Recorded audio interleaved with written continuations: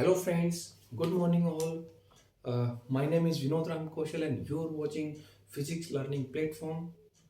बच्चों ये वीडियो जो बनने जा रहा है ये क्लास 11 के लिए है और क्लास 11 में आज हम एक छोटा सा टॉपिक करेंगे that is stress strain curve. मतलब स्ट्रेस स्ट्रेन में जो डायग्राम बनता है पर्टिकुलरली हम डक्टाइल मटेरियल के लिए पढ़ेंगे। ठीक है, एक्चुअल में हमने हुक्स लॉ पढ़ लिया है बच्चों, है ना। हुक्स लॉ क्या कहता है? Stress is directly proportional to strain up to elastic limit. Elastic limit तक स्ट्रेस और स्ट्रेन डायरेक्टली प्रोपोर्शनल होते हैं। ठीक है, और ये डायरेक्टली प्रोपोर्शनल इस तरीके से नहीं है बच्चों कि जितना स्ट्रेस लगाया उतना ही स्ट्रेन। शुरुआत में जब आप किसी बॉडी पे फोर्स लगाते हो, अप्लाइड फोर्स लगाते हो, तो उसमें स्ट्रेस आता है। देखो आपने फोर्स लगाया और वो ये स्ट्रेस, दोबारा से सुनना एक बार। जब आपने फोर्स लगाया इधर, तो आपके फोर्स लगाने से इसके जो मॉलिक्यूल्स है वो मॉलिक्यूल्स इंटरनल रेस्टोरिंग फोर्स लगाएंगे, यानी कि वो चेंज नहीं होना चाहिए। आप चेंज करना चाहते हो उनके इंटर मॉलिक्यूलर स्पेस को, इंटर मॉलिक्यूलर डिस्टेंस को, लेकिन वो नहीं होना चाहेंगे क्योंकि मिनिमम पोटेंशियल एनर्जी पे वो अपने आप को अरेंज किए हुए हैं। वो नहीं होना चाहेंगे लेकिन आप कर रहे हो, वो नहीं होना चाहेंगे लेकिन आप कर रहे हो, मतलब मतलब उसमें स्ट्रेस आ जाएगा। ठीक है बच्चों, तो ये जो स्ट्रेस आ जाएगा इसी की वजह से इसमें स्ट्रेन भी आता है, मतलब इसकी डायमेंशन चेंज हो जाती हैं। तो ये जो स्ट्रेस है, ये स्ट्रेस और स्ट्रेन इलास्टिक लिमिट तक डायरेक्टली प्रोपोर्शनल होते हैं। मतलब जितना स्ट्रेस उतना स्ट्रेन। मतलब शुरुआत में जो ज्यादा स्ट्रेस लगाना पड़ता है आपको, शुरुआत में स्ट्रेस थोड़ा सा ज्यादा, ये डायरेक्टली प्रोपोर्शनल कुछ इस तरीके से होता है। डायग्राम से देखिएगा, स्ट्रेस स्ट्रेन का, स्ट्रेस स्ट्रेन का। स्ट्रेस और स्ट्रेन में अगर आप एक ग्राफ बनाएं तो वो कर्व बन के आता है। देखो अगर हम एक्स एक्सिस में स्ट्रेन ले लें बच्चों, थोड़ा सा बड़ा बनाऊं क्या, थोड़ा सा और बड़ा ले लेता हूं,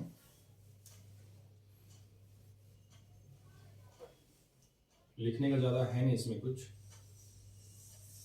ये देखो, ठीक है, इस तरफ हमने ले लिया स्ट्रेन, स्ट्रेन को आप लिखते हो इससे, वाई में आपने ले लिया स्ट्रेस, और स्ट्रेस को आप दिखाते हो सिग्मा से। ठीक है, यहाँ पर मुझे शायद और कुछ लिखना पड़े, तो चलो देखते हैं बाद में। तो बच्चों इस तरीके से आता है। पहले मैं इसका ग्राफ बना लूं, एक लाइन जो बिल्कुल 45 डिग्री पे नहीं, उससे थोड़ी सी ऊपर रहती है, ये ऐसे बना लो, ये लो, ये लाइन हो गई। ये लाइन जो है, यहां अगर इस पॉइंट को ओ बोले, ओ से ये point A uh A point हो गया। ए पॉइंट के बाद ये थोड़ा सा कर्व होता है इस तरीके से, ये पॉइंट बी आ गया, ए बी, और उसके बाद कुछ ऐसे बनाते हैं कि थोड़ा सा सीधे रहते हुए और फिर धीरे धीरे ये हल्का फुल्का ऐसे जाता है, यहाँ पर जाएगा, फिर जो है थोड़ा सा ये नीचे गिरता है, ये इस तरीके से आता है। ये पॉइंट जो है बच्चों, इसको हमने बोला डी पॉइंट, और ये पॉइंट है ई। ठीक है, तो ओ से ए जो पॉइंट है, मतलब आपने देखो ये क्या, इधर स्ट्रेन दिखा रहा है आपका, ये स्ट्रेन वाला है लाइन एक्स में, इधर स्ट्रेस है। तो जब आप शुरू में स्ट्रेस लगाते हो, देखो अगर मैं इस पॉइंट की बात करूं तो यहाँ पे देखो स्ट्रेस ज्यादा है और स्ट्रेन, यहाँ पे देखो स्ट्रेन इतना सा, स्ट्रेस इतना है। मतलब शुरू में किसी बॉडी को खींचने के लिए आपको ज्यादा ताकत लगानी पड़ती है। ठीक है, स्ट्रेस ज्यादा देना पड़ा, स्ट्रेन कम हुआ, तो फिर ये क्यों कहते हैं डायरेक्टली प्रोपोर्शनल है? भाई इसलिए कह दिया, इसलिए कह दिया, मान लो शुरू में आपने 4 न्यूटन फोर्स लगाया और 1 मीटर की लेंथ इंक्रीज हुई, तो फिर आगे फिर 8 लगाने पे 2 होगा, 12 लगाने पे 3 होगा। इस तरीके से कह दिया कि जितना आप बढ़ा रहे हो, हालांकि 45 डिग्री का स्लोप नहीं है। ठीक है बच्चों, तो स्ट्रेस जो है स्ट्रेन पे इस तरीके से प्रोपोर्शनल है यहाँ पे ओ से ए में। तो ओ से ए जो है बच्चों, मैं यहाँ लिख रहा हूं ओ से ए, ओ ए जो है इस रीजन को बोलते हैं प्रोपोर्शनलिटी लिमिट। प्रोपोर्शनलिटी लिमिट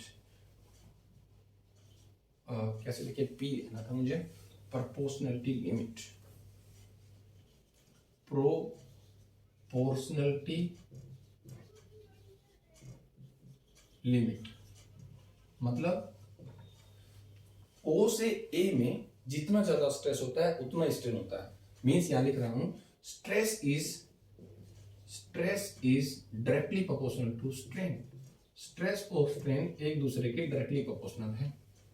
ठीक है, मतलब आप इस दौरान O से A रीजन में आपने फोर्स लगाया, O से A के दौरान ही अगर आप हैं और आपने फोर्स लगाना छोड़ दिया तो आप दोबारा ओरिजिनल पोजीशन पे आ जाएंगे। ये इलास्टिक लिमिट भी है बच्चों, है। इलास्टिक लिमिट क्या होती है? अगर आपने फोर्स लगाना छोड़ दिया तो आप दोबारा अपनी ओरिजिनल शेप पे आ जाओगे। After the removal of external force the body will regain this original configuration, original shape and size. तो O से हो गया, O से A हो गया प्रोपोर्शनलिटी लिमिट। उसके बाद बच्चों अगर आप इसी में थोड़ा सा और देखो, O से A में जो ये लाइन है इसका कोई स्लोप है, देखो कोई स्लोप है। अगर इस लाइन को मैं नीचे बनाऊं बच्चों, इस लाइन को ऐसे बनाते हैं नीचे की तरफ, तो ये ट्रायंगल बन गई और ये एंगल कोई थीटा है। ठीक है, ये परपेंडिकुलर में डाला तो ये थीटा से जब आप टेन थीटा निकालते हो, टेन थीटा वो क्या होता है भाई? स्लोप होता है। और स्लोप क्या होता है? परपेंडिकुलर, यानी कि ये जो y में है ये क्या है? देखो यहां से यहां तक ये वैल्यू क्या है? स्ट्रेस है यहाँ पे, तो स्ट्रेस बटा और ये परपेंडिकुलर बटा बेस, टेन थीटा होता है परपेंडिकुलर बटा बेस। बेस में ये क्या है? ये तो है स्ट्रेन, तो स्ट्रेस बटा स्ट्रेन से आप स्लोप निकाल देते हैं। ये छोटे छोटे क्वेश्चंस में आपको करना आ सकता है।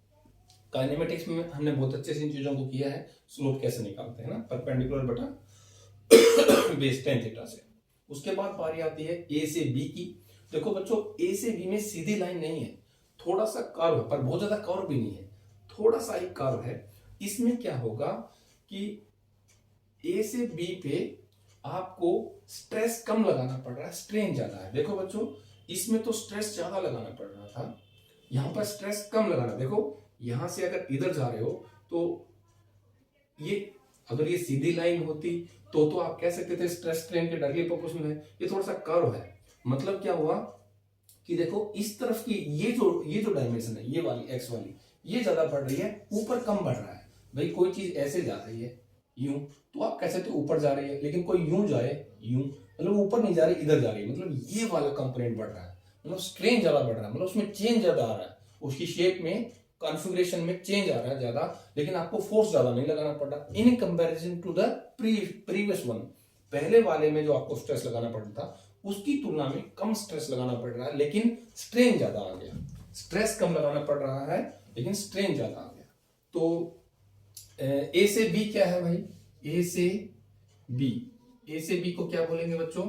है तो ये भी इलास्टिक ही, ये भी है इलास्टिक जोन है, इलास्टिक लिमिट कह लो, इलास्टिक लिमिट मतलब यहां पर इलास्टिसिटी खत्म हो जाती है आपकी। बी पॉइंट के बाद कोई इलास्टिसिटी नहीं रहेगी। मतलब ये है अगर आपने किसी बॉडी को खींचा है और आप खींचते हुए ओ से ए तक हो, तब तो जितना स्ट्रेस लगाया उतना ही स्ट्रेन था, और इस दौरान मान लो आपने बीच में यहाँ पे छोड़ दिया तो दोबारा यहीं आ जाएगी, यहाँ पे छोड़ दिया दोबारा यहीं आ जाएगी, यहाँ से छोड़ दिया फिर यहाँ आ जाएगी। ए से बी में भी अगर आपने इतना फोर्स लगाया, यहां तक आप पहुंच गए थे, इस इतने जर्नी आपने पार कर ली, फिर आप छोड़ रहे तो फिर भी ये दोबारा वहीं आ जाएगी। बी तक आपने लगा दिया है, फिर भी ये वहीं आ जाएगी। मतलब ए से बी कुल मिला के देखा जाए तो ओ से ए जो है, ओ से बी ये पूरा ही इलास्टिक जोन है बच्चों, इलास्टिक जोन ये वो स्पेस है जहां पर इलास्टिसिटी काम करेगी। मतलब ओ से बी के दौरान अगर आपने फोर्स लगाया है और आप अप्लाइड फोर्स छोड़ रहे हो यानी कि स्ट्रेस छोड़ रहे हो, तो आपकी बॉडी दोबारा ओरिजिनल शेप और साइज को गेन कर लेगी। ठीक है बच्चों, ओ से ए और बी तक आपको समझ में आ गया है। इस पॉइंट को, बी पॉइंट को बच्चों इलास्टिक लिमिट भी कहते हैं। देखिए हमने लिखा है इलास्टिक लिमिट, इसको यील्ड पॉइंट भी कहते हैं। B point is also called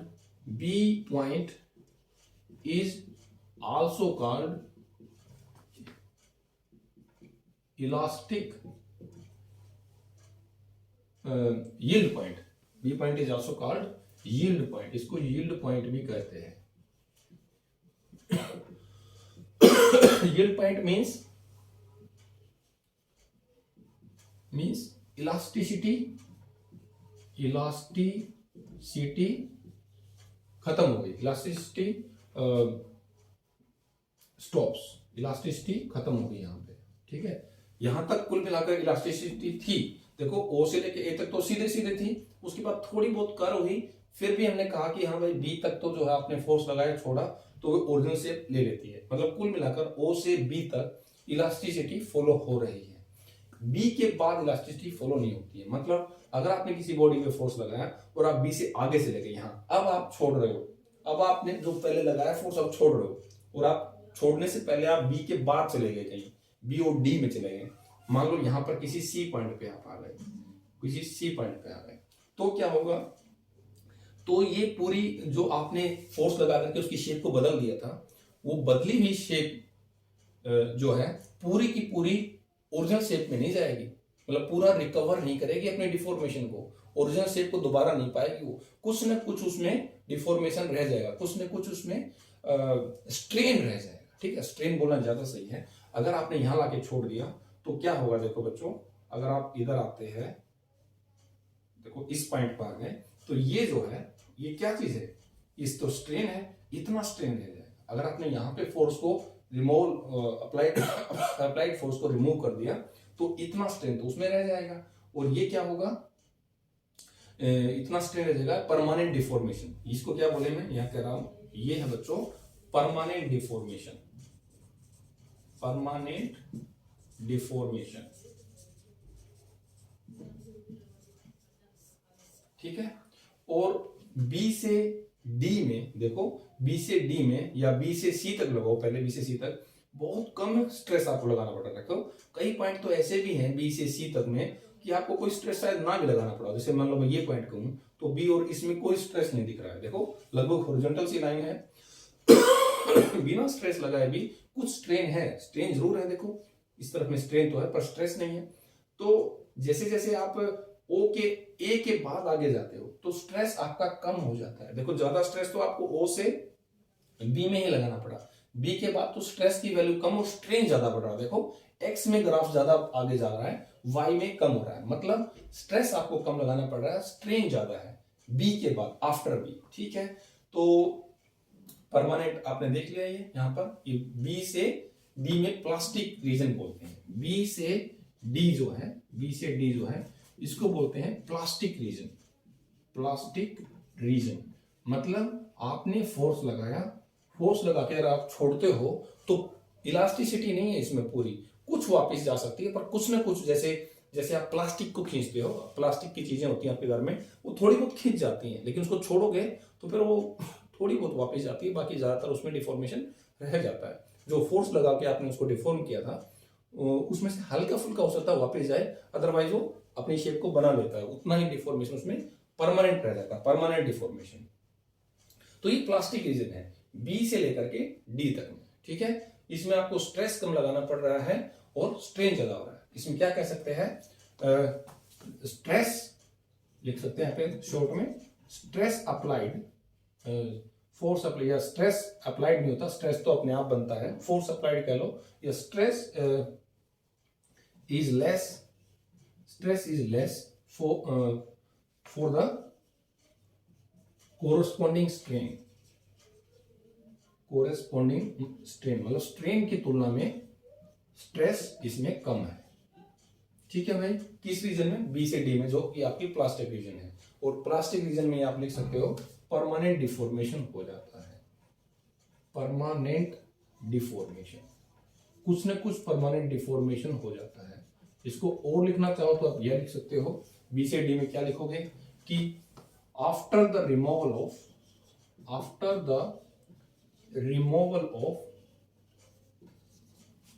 external force, after the removal of external force, or you can say stress, after the removal of external force या stress, the body don't regain its original configuration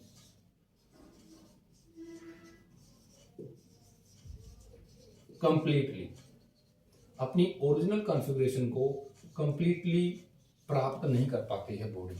so some permanent deformation occurs, लिख दिया हमने। सो permanent,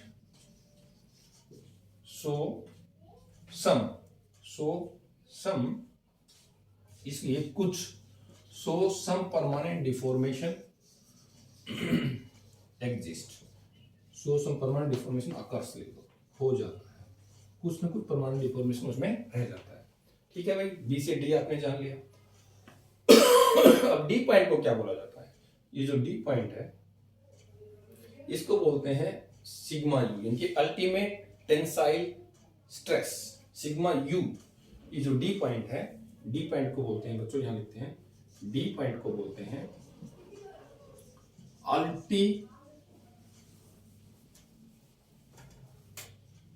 ultimate मतलब maximum, सबसे ज्यादा ultimate tensile stress, ultimate tensile मतलब इससे ज्यादा आप उस बॉडी को, उस मटेरियल को स्ट्रेस नहीं दे सकते। मैक्सिमम स्ट्रेस जो आप किसी बॉडी को दे सकते हो, that is ultimate tensile stress, और इसको सिग्मा यू से दिखाते हैं। ठीक है, ये सबसे ज्यादा स्ट्रेस है जो कोई मटेरियल ले पाता है। उसके बाद क्या आता है? ई पॉइंट। ई पॉइंट को क्या बोलते हैं भाई? ये है फ्रैक्चर पॉइंट।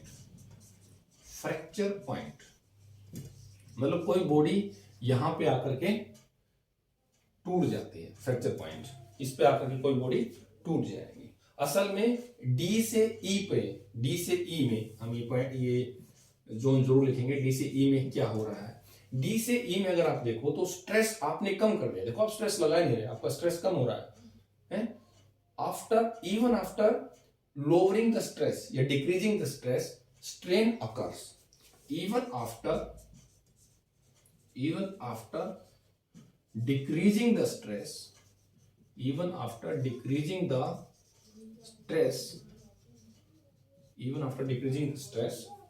strain continues मतलब मटेरियल डिफॉर्म होता चला जाता है और वो अब रुकेगा नहीं, अब वो टूट कर ही दम लेगा। ठीक है बच्चों, तो ये कुछ पॉइंट्स थे। और ये ग्राफ जो है बच्चों, अगर मेरी मानो तो ये डक्टाइल मटेरियल के लिए है, ये है डक्टाइल मटेरियल के लिए। डक्टाइल मटेरियल कौन होते हैं? जिनको आप जैसे आप कोई मेटल्स देखते हैं, उनके आप पीट करके मेलिएबल होते हैं, डक्टाइल होते हैं, उनके तार खींचे जा सकते हैं या उनकी चद्दर बना देते हैं ना, उनको खींच करके उनको फैला सकते हैं। तो डक्टाइल मटेरियल वही है जिनकी प्लास्टिक रीजन ज्यादा होती है, यानी कि बी से लेकर के ई तक, बी से लेके ई तक का जो ग्राफ है इनका ज्यादा होता है। तो हमने दिखाया भी है ज्यादा, देखो बी से ई में बहुत ज्यादा जगह हमने दिखाई है। तो डक्टाइल मटेरियल के लिए जो प्लास्टिक रीजन है वो बहुत ज्यादा होता है। प्लास्टिक रीजन मोर, प्लास्टिक रीजन अच्छा खासा इसमें होता है डक्टाइल मटेरियल के लिए। भाई तभी तो आप उसको खींचोगे तो परमानेंट डिफॉर्मेशन रह जाएगा, अदरवाइज आप उसको खींचोगे दोबारा वहीं चला गया, कहाँ चद्दर बना पाओगे, कहाँ तार खींच पाओगे। तो ये हो गया डक्टाइल मटेरियल के लिए। ये ग्राफ है भी, देखो दिख भी रहा है कि डक्टाइल के लिए है। अगर ब्रिटल हो तो क्या करोगे? ब्रिटल मटेरियल के लिए कहाँ साफ करें? ये वाला साफ कर दें, ये वाला साफ कर देते हैं। ब्रिटल मटेरियल के देखो, ब्रिटल मटेरियल सोचो, ब्रिटल मटेरियल में